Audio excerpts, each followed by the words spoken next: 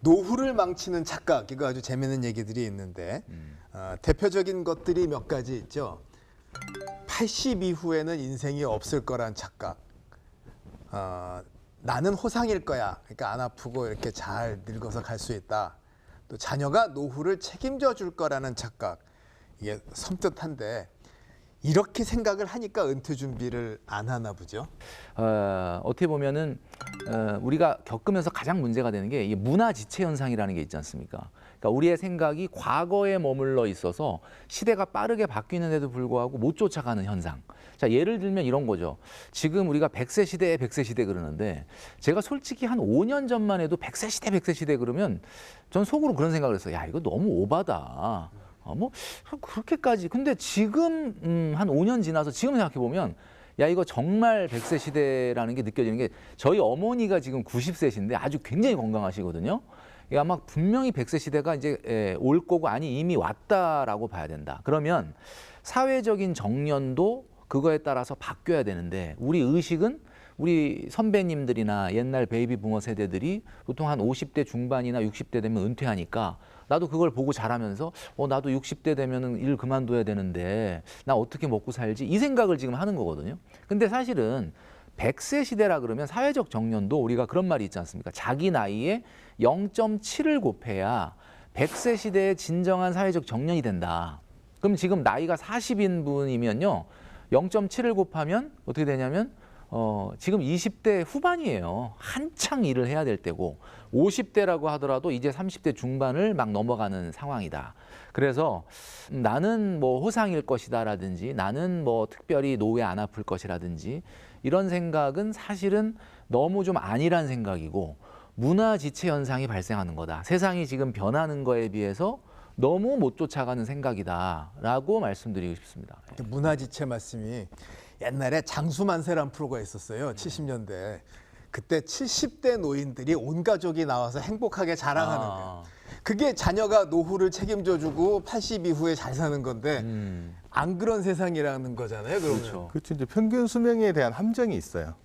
지금 우리나라 사람들 평균 수명이 83.6세 정도 되거든요. 그래서 제가 만나보면 몇 살까지 살 것 같냐 질문 던져보면 대부분 80대 중후반 정도라고 많이 이야기하는데 평균은 평균일 뿐이거든요.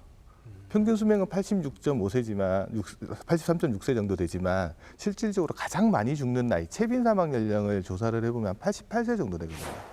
그렇죠. 또 거기 통계에는 영아 사망이나 어려서 간 네. 경우도 있으니까. 그리고 88세 이후에 그때 다 죽는 것도 아니고 그 이후에도 살아계신 분들이 계속 평균보다 있죠. 조금만 더 건강해 버리면 그냥 바로 90이 넘어가는 거죠. 그렇죠. 그러니까 우리가 고민해야 될 거는 리스크가 어디 있냐 그러면 평균에 있지 않아요.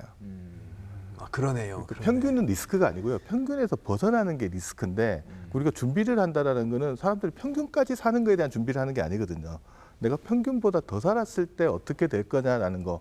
그 부분에 대해서 내가 지금처럼 소비하고 살 수 있을 거냐라는 질문을 던져봤을 때 거기에 대한 답을 할 수 있어야 되거든요. 그러니까 자산 관리는 위험 관리다. 위험 관리죠. 내가 생각보다 오래 살거나 생각보다 뭐 아프거나 더 이런 문제가 생겼을 때도 나는 일상의 삶을 유지할 수 있느냐라는 부분들에 관심을 두고 관리를 하시는 게 되게 필요한데 거기에 대해서는 나는 더 이상은 안 살 거야. 80 이후에 살면 생각하기도 싫어. 이런 거는 좀 문제가 있는 부분들 같아요. 그래서 평균의 함정에서 조금 빠져나오실 필요가 있는 부분들 같고요. 그다음에 아까 자녀가 노후를 책임져 줄 거라는 말은 아까 말씀 잘 해주셨는데 부모를 부양하는 자녀의 문제가 아니고 요즘은 자녀를 부양하는 부모의 문제입니다. 그렇죠. 그 패러사이트 싱글이란 말 들어보셨어요? 아 예. 패러사이트가 기생충이잖아요. 자녀를 성년이 돼서도 부모 곁을 떠나지 않는 자녀들이 상당히 많이 있는데 캥거루라고. 캥거루족이라고. 그 친구들이 뭐 부모한테 뭐 악감정이 있어서 그런 건 아니잖아요. 살다 보면 그런 거, 그리고 어려워서 그런 거잖아요.